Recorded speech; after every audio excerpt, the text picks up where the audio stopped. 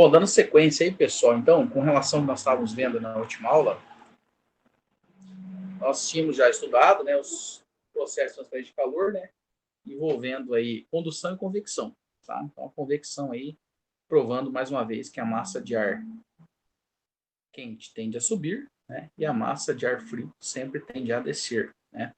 Muito bem. Na sequência, né, o conteúdo novo aí seria o processo de irradiação, tá? Como o próprio nome diz, irradiação é proveniente dos raios ultravioletas e também os raios infravermelhos, né? Então, o que que eu tenho aí? O raio ultravioleta, conhecido por todos nós, né? Proveniente do Sol. E é muito comum falarmos sobre o efeito estufa, tá?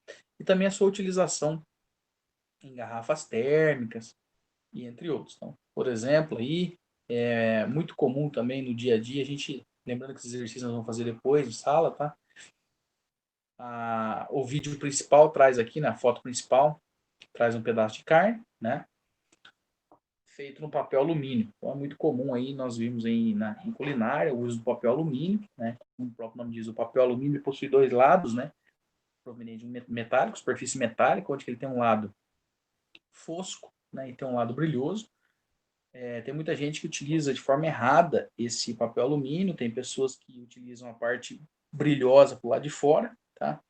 E coloca fosco para o lado de dentro. Então, um jeito totalmente errado, porque o intuito do papel alumínio nada mais é do que assar de forma regular, tá? Essa regularidade dele é feita de forma homogênea. Então, se você vai às vezes na padaria, pega um bolo gelado lá, é muito comum você ver um pedaço de papel alumínio com a parte brilhosa para lado de fora, às vezes que é mais bonito, né? Mas o objetivo do papel alumínio é, do lado fosco, colher os raios ultravioletas, ou seja, os raios provenientes de calor, e transcrever por processo de reflexão, refletir. Então, o lado fosco absorve, o lado brilhoso reflete. Então, traduzindo, o lado brilhoso deve ser voltado para o lado de dentro dos alimentos, tá bom? Novamente, de forma curiosa, né? Eu vejo a utilização errada, tem pessoas que até furam o papel alumínio, não pode, né? Porque a ideia do alumínio é cozinhar. Então, só que ele não vai dourar. Então, o que que acontece? Geralmente, se você for fazer um assado aí, quando você termina de fazer o seu assado, faltando uns minutinhos aí, 2 minutinhos, né? Depende do forno, abre esse papel alumínio, porque ele está cozido, né? Na verdade, ele assa e cozinha, né? Ele consegue dourar o alimento, beleza? Então, um outro exemplo aí, utilizando conceitos de ondas eletromagnéticas, é o forno de micro-onda, né? Mostrando os raios aqui, que o pessoal, na vulgo popular, que nossa região fala reste do sol, né? E aqui tem também um gatinho mostrando a parte de pontos de calor dele, né? Tem a barriga, a cabeça, os membros inferiores aí, onde que tem maior pontos de calor. Então, geralmente utilizado em visão noturna ou pontos de envolvendo superfície mais quente ou fria, né? A fogueira também é um processo que envolve radiação. Na realidade, esses três processos eles se encontram meio juntos. Então, a fogueira, se você colocar algo, por exemplo, na churrasqueira, se eu colocar um espeto na grelha, né, uma carne na grelha ou no espeto, eu vou ter o processo de condução, né? Essa carne vai estar tendo contato, condução. A partir do momento que ela começa sendo, ela vai ser assada, eu passo para o processo então de convecção. A massa de ar quente sobe, a massa de ar frio desce. E o processo de radiação é quando pessoas um pouco mais distantes do fogo se esquentam. Então esse é o processo de irradiação, de irradiar luz, né? Utilizado em estufas, é muito comum isso, né, como se fosse um simbolismo da camada de ozônio, né? Então, a estufa, né, geralmente ela é de plástico, né? A tendência é que os corpos que ela absorva calor, né? A partir do momento que ela absorveu o calor, ela vai refletir para dentro da estufa, né? Com o objetivo principal de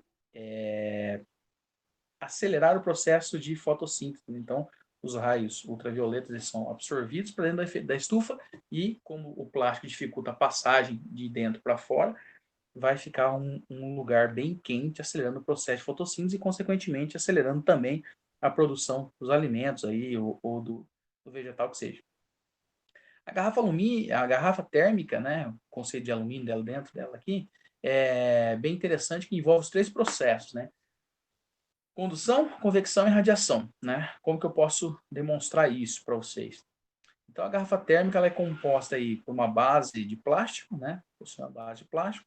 Entre o plástico e o alumínio, né? Existe um bolsão de ar. Esse bolsão de ar seria o vácuo, né? A inexistência do ar aí, né?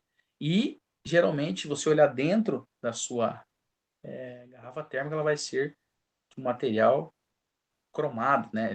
Espelhado. Então, como é que funcionam os três processos? Então, primeiramente, quando você coloca um café, né, teoricamente quente aqui dentro, você vai ter o processo de contato. Então, o café tem contato com as paredes e, consequentemente, ele vai ser aquecido, né? Como o café está quente, ele bate nessa parede, que é um recipiente metálico, brilhoso, então, por um processo de reflexão, né, proveniente da irradiação, ele bate a superfície e reflete. Então, pensa bem, o alimento ali, ou não seja, o líquido, né? Ele está super quente, está tendo contato. Depois o calor bate na parede e é refletido, e radiação, né?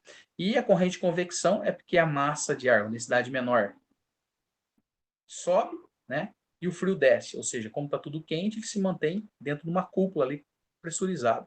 E essa tampa possui uma vedação de borracha, impedindo com que o calor saia.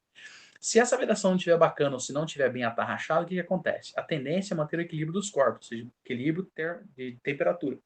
Então, se estiver desatarrachado, né, a massa de ar quente tende a sair, né, pela tampa.